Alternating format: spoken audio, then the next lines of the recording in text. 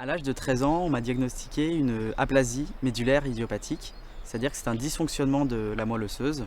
Pour faire très simple, c'est une moelle osseuse feignante. Donc dans ce genre de pathologie, le don de sang est là vraiment pour maintenir en vie. C'était mon oxygène. Par contre, quand à 13 ans ça nous arrive, l'objectif c'est quand même de trouver une issue favorable et guérir de cette maladie. C'était à la fin d'un examen et le médecin qui était là m'a mis un papier dans la main avec écrit LMNH. Alors j'ai dit qu'est-ce que c'est, ça veut dire quoi? Il dit oh bah c'est un lymphome. Enfin, voilà. Puis après on m'a laissé un quart d'heure ou une 20 minutes dans un couloir et j'ai digéré l'information. Voilà. Donc le service qui m'a accueilli après évidemment était assez furieux d'ailleurs de la façon dont ça m'avait été annoncé. Et donc voilà, c'est un choc évidemment. Je suis partie en fait à la maternité à 4 heures du matin pour mettre au monde mon bébé. C'est vrai que l'accouchement a été, la césarienne a été compliquée puisque la vessie en fait s'est trouvée à la place de l'utérus au moment de l'ouverture. Donc il a fallu la dégager pour ensuite extraire mon bébé. Et c'est à ce moment-là en fait que j'ai fait donc une première hémorragie. À 17 heures, le chirurgien m'examine une deuxième fois. Et là, ordonne de m'envoyer en fait à Angers ou à Rennes, donc pour effectuer des examens complémentaires, puisque la perte de sang était trop importante. J'avais perdu 3,5 litres de sang pour un corps humain qui en possède en théorie 4,8 à 5,2 litres. Donc c'était énorme hein, finalement. Ils ont fait des examens et c'est là que le cardiologue m'a annoncé que j'avais une cardiomyopathie hypertrophique. Le cœur était dilaté.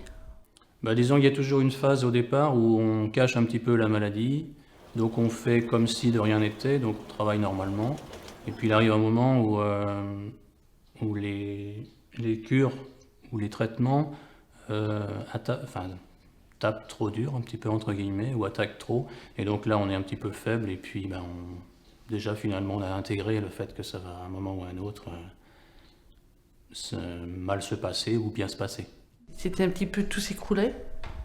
Parce que bon, c'est vrai que pourtant le cardiologue me l'avait dit. Et je sais pas, j'avais l'impression que je voulais pas l'entendre.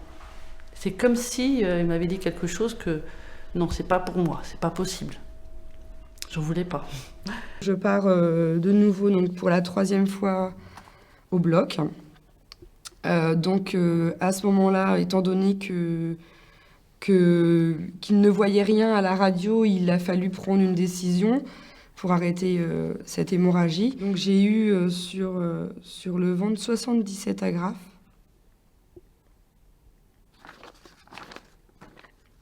Ça fait toujours mal quand on en parle. Et pendant 6 mois, j'ai eu une ceinture abdominale pour éviter de faire une éventration. Souvent, le conseil qu'on entend, c'est qu'il va falloir se battre. Et au début, ça ne veut pas dire grand-chose, en fait. Se battre contre quoi? Quelque chose qui est en soi. C'est progressivement, évidemment, qu'on se rend compte que le fait de vivre normalement, de continuer à lire, à écouter de la musique, autant que faire se peut, malgré la fatigue, à vivre les moments de vie familiale. Donc se battre, c'est simplement vivre autant que possible, le plus normalement possible.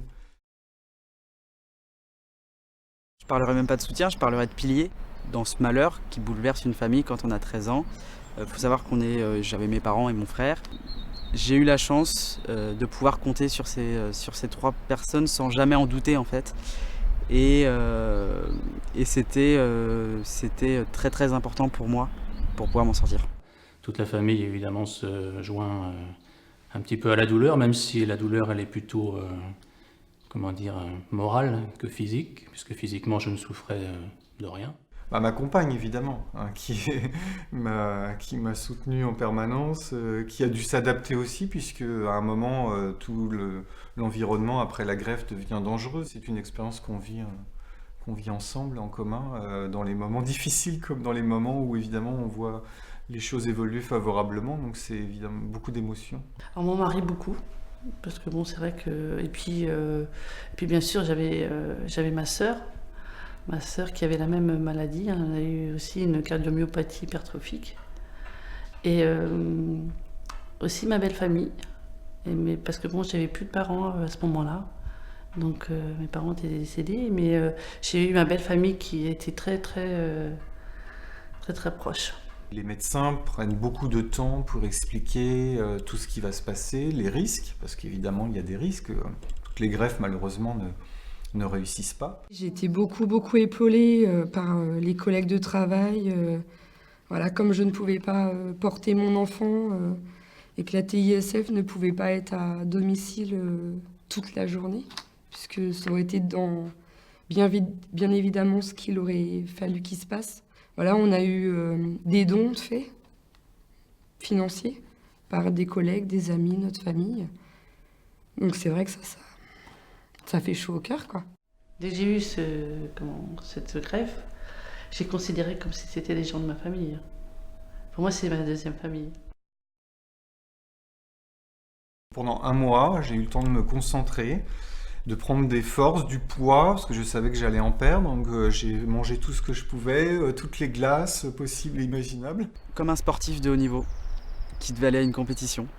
Je me conditionnais, voilà, je faisais du sport avant, après aussi. Pour moi, oui, c'était mes Jeux Olympiques à moi. Il a fallu attendre encore quelques mois et puis en juin 2004, j'ai été appelée et j'ai eu un cœur qui s'annonçait probablement pour moi. C'est ce que m'a dit l'infirmière.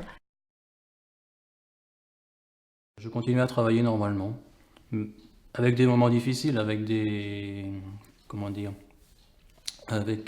incidences, des effets secondaires qui finalement étaient supportables. Je me suis jamais demandé si j'allais mourir ou pas. Et voilà, je me suis jamais posé la question. C'est une fois que tout est terminé, après on regarde et puis on se dit ah oui, je suis peut-être pas passé si loin que ça. Le meilleur aussi est possible, il faut toujours garder en ligne d'horizon la possibilité d'une guérison. On vit évidemment quand on est malade, mais un temps ralenti avec une expérience assez différente du rapport aux autres. On s'intéresse évidemment plus à ce qu'il y a autour de soi. Le printemps devient quelque chose d'extraordinaire. Les choses les plus simples finalement prennent une dimension beaucoup plus importante. Donc ma fille est née un dimanche et on m'a annoncé le mercredi que mes jours n'étaient plus comptés. Au bout de 5-6 mois, je pouvais revoir les collègues, revoir mon environnement de travail et ça rebooste, ça redonne le moral. On dit que la douleur, elle s'en va, mais pour moi, la douleur, elle est jamais partie, quoi. J'en ai bavé, donc je souhaite à personne de passer par où je suis passée. Si, je suis guérie. Pour moi, je me dis que je suis guérie, mais je sais que j'ai toujours mon traitement, donc évidemment, heureusement que je mets le réveil sur mon portable, la sonnerie, parce que c'est vrai, quelquefois, le soir, j'oublierai mes médicaments. Maintenant, oui. Ma fille me demande souvent, en fait, pourquoi j'ai cette cicatrice sur le ventre. Voilà, donc on lui répond sans trop aller vraiment dans les détails, mais c'est vrai que voilà, mes deux petites filles auraient pu se trouver sans maman. Bon, aujourd'hui, je suis en parfaite santé, je peux travailler comme je veux, je fais exactement comme avant. Je ferais tout pareil et je regrette même pas parce que j'ai appris tellement de choses sur la vie, sur moi, sur les gens. Je suis guéri. Je sors d'ailleurs d'une visite annuelle pour faire le constat, donc tout va bien.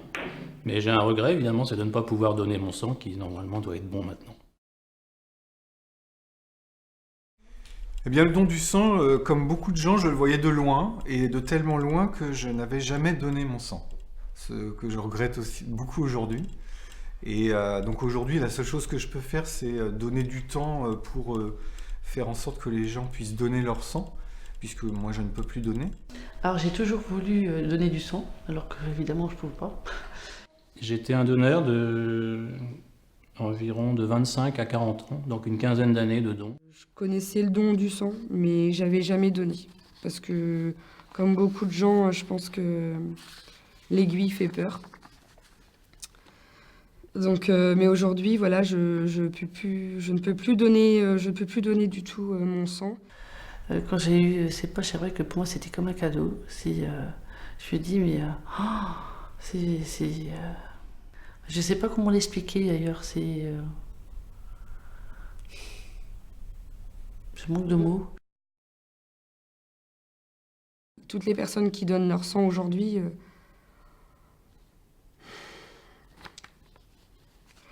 en l'occurrence, ils m'ont sauvé la vie, puisque voilà, j'ai quand même épuisé du stock sur Mayenne, une bonne partie du stock de Laval.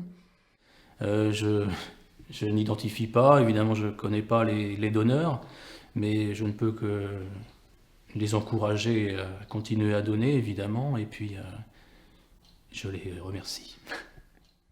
Ma vie tient à beaucoup de personnes. Beaucoup de personnes y ont contribué.